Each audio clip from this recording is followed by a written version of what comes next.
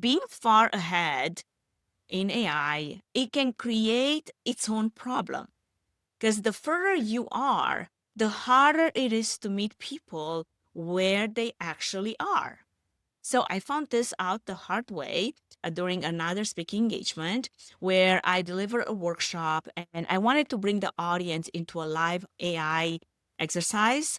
I wanted to make it engaging and participatory, have them do the work in real time instead of watching me do it.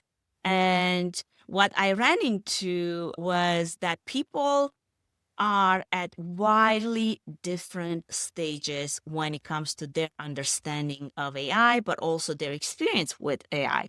Some are ready to move as fast as I move, while others are still figuring out what the word prompt means in a work context. Some are curious but hesitant, some are excited but not confident enough.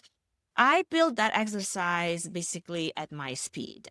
And I was taken back when the room couldn't move there with me. And that was on me, not on them. But it reminded me that knowing something deeply is not the same as being able to teach it effectively. Teaching is not transmitting information. Teaching is creating the conditions for someone to actually receive it. And in AI, especially, I think there's a gap between exposure levels and experience. And that gap, it's only getting larger. And it's important to mention it because the most sophisticated thing you can do in this space right now is not show people the most advanced thing that you know.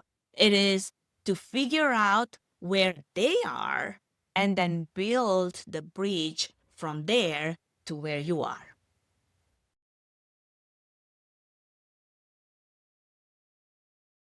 Events Demystified, the podcast for event professionals.